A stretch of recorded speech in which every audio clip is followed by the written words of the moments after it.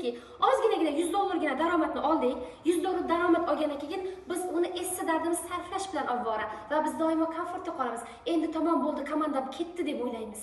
Kimda shunaqa bo'ldi? Komanda ketdi deb o'ylab qoldik. Xato qayerda? Men aytgan bo'lar edim. Jamoangiz ozginagina ko'tarilishni boshladimi, siz 2 marta ularning nazoratini kuchaytirishingiz kerak. Ishchi bo'lishingiz kerak emas, ularning nazoratini ushlash kerak. Va men shu joyda aytgan bo'lar edim. Amur Temur, ya'ni o'sha o'z qo'mondonligi, ya'ni o'z armiyasini boshqargan vaqtida birinchi marta aytgan. Men askarlarimni, ya'ni 90% o'qituv sistemasi va tizim motivatsiya asosida ushlaganman. 10% unga qurol-yarog' ishlatishni o'rgatganman deydi. Bizda bir marta o'qiymiz, nima deymiz? Kecha o'qigan edik-ku, endi yana o'qiymizmi deb aytamiz. Yoki bo'lmasa, biz bir marta jamoani o'qitamiz va o'ylaymiz, jamoa endi shakllandi, bo'ldi, tamom, hamma endi mana shunday ketadi deb o'ylaymiz. Va bizning essa dardimiz o'sha pulni ishlatish bilan ovvora va biz komfortga tushish bilan boshlaymiz. Nima qiladi? Ozginagina shogirdga nisbatan do'xullash boshlanadi. Ya'ni ozgina pul kirishni boshlagandan keyin, ya'ni munosabat o'zgarishni boshlaydi. Bu bir. Ikkinchidan o'zing bor, o'zing qil deyishni boshlaymiz.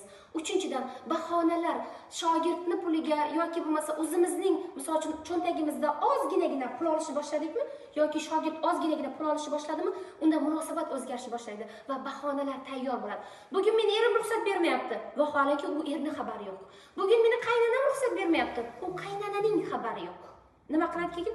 Ustoz, men natija ko'rsatmayapman-da.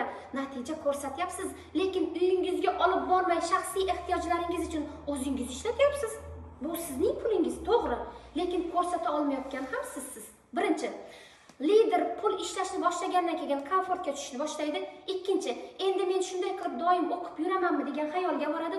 Uchinchi, bir marta o'qiydi va endi zo'r bo'lib ketaman, endi menga boshqa o'qish kerak emas deydi. To'rtinchi, o'zini bilimli, aqlli his qilib boshlaydi. Endi nima qilgan ekan? Nima o'rganaman bundan? Kim ekan kelayotgan? Nima qilish kerak ekan? Negaki Saidmurod Davletov ustozimizning gapi bor. Ya'ni siz egoni sindirishda shogird darajasiga tushib noldan o'rganishni boshlaysiz, keyin sening biznesing o'xshaydi degan. Bugundan boshlab biz qayerda xato qildik? O'z-o'zimizni tahlil qilishimiz kerak. Bu eng og'ir narsa, o'zimizni o'zimiz tahlil qilish. Bugundan boshlab harakatlarni tahlil qilishni o'rganishingiz kerak. Yo'qmi?